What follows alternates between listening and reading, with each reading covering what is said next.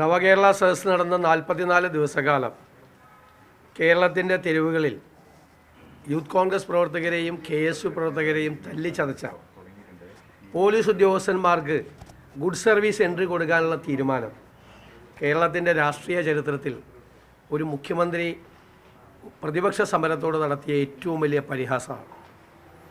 ഇത് കേരളത്തിലെ ജനങ്ങളുടെ സാമാന്യ യുക്തിയെ ചോദ്യം ചെയ്യുന്ന ഒന്നാണ്. സമരങ്ങളോടുള്ള അസഹിഷ്ണുതയാണ് മുഖ്യമന്ത്രി ഇതിലൂടെ പ്രകടിപ്പിച്ചത്.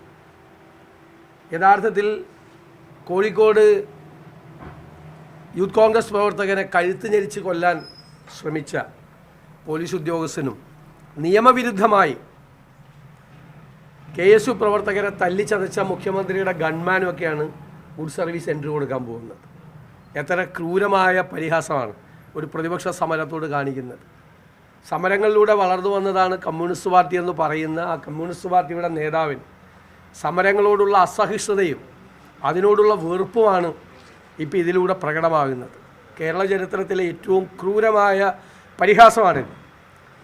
ഈ കൂട്ടത്തിൽ ഗുഡ് സർവീസ് എൻട്രി കൊടുക്കുന്ന കൂട്ടത്തിൽ പോലീസുകാരോട് പോയി പോലീസ് ഉദ്യോഗസ്ഥരോട് പോയി കക്കൂസ് കഴുകാൻ പറഞ്ഞ SFI സംസ്ഥാന സെക്രട്ടറി പറഞ്ഞപ്പോൾ അത് നോക്കി നിന്ന് ചിരിച്ചവനെ ഒക്കത്തെടുത്തുകൊണ്ട് പോയ പോലീസ് ഉദ്യോഗസ്ഥരും കൂടി ഒരു ഗുഡ് സർവീസ് എൻട്രി കൊടുക്കണം.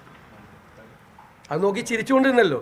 വേറൊരു ഉദ്യോഗസ്ഥനോട് പോയി കക്കൂസ് കഴുകാൻ SFIയുടെ സംസ്ഥാന സെക്രട്ടറി പറഞ്ഞപ്പോൾ അത് നോക്കി ചിരിച്ചുകൊണ്ട് നിൽക്കുകയും അവനെ തോളിലേറ്റി ഒക്കത്തെടുത്ത് കൊണ്ടുപോവുകയും ചെയ്ത ആ ഉദ്യോഗസ്ഥന് കൊടുക്കണ്ടേ ഗുഡ് സർവീസ് എൻട്രി? ചാലക്കുടിയിൽ പോലീസ് ജീപ്പിൻ്റെ മീതെ കയറി DYFIയുടെ ബ്ലോക്ക് പ്രസിഡന്റ് SI ഇരിക്കുന്ന പോലീസ് ജീപ്പ് മോളിൽ കയറി ഇരുമ്പുപൊടി കൊണ്ട് തല്ലി തകർത്തപ്പോൾ അയാളെ അറസ്റ്റ് ചെയ്തവരുടെ കൂട്ടത്തിൽ നിന്ന് ഏരിയ സെക്രട്ടറി വന്ന് മോചിപ്പിച്ചു കൊണ്ടുപോയി. അത് നോക്കി നിന്ന പോലീസ് ഉദ്യോഗസ്ഥരും ഗുഡ് സർവീസ് എൻട്രി കൊടുക്കും തീർച്ചയായിട്ടും. കാരണം അവർക്കൊക്കെയാണ് ഗുഡ് സർവീസ് എൻട്രി കൊടുക്കേണ്ടത്. നാട്ടിലെ ക്രിമിനലുകളെ മുഴുവൻ തെരുവിലിറക്കിയിട്ടാണ്. ആ ക്രിമിനലുകളോടൊപ്പമാണ് അറിയപ്പെടുന്ന ജില്ലാ പോലീസ് സൂപ്രണ്ടുമാർ കാപ്പ പ്രകാരം അകത്തിടണമെന്ന് ശുപാർശ ചെയ്ത ഗുണ്ടകളെ അകമ്പടി സേവിച്ചാണ്. ആ ഗുണ്ടകളുടെ അകമ്പടിയായിട്ടാണ് കേരളത്തിലെ മുഖ്യമന്ത്രി പോയത്. അത് കേരളത്തിലെ മയക്കുമരുന്ന് മാഫിയയ്ക്കും ഗുണ്ടാ സംഘങ്ങൾക്കും CPM കൊടുക്കുന്ന ഗവൺമെൻറ് കൊടുക്കുന്ന പൊളിറ്റിക്കൽ പേട്രണേജ് കൂടിയായിരുന്നു അത് സത്യത്തിൽ. അപ്പോൾ ഈ പരിഹാസത്തിനൊക്കെ ജനങ്ങളുടെ ഭാഗത്തു നിന്ന് ശക്തമായ തിരിച്ചടി ഉണ്ടാകും. ഞങ്ങളും സമരരംഗത്താണ്.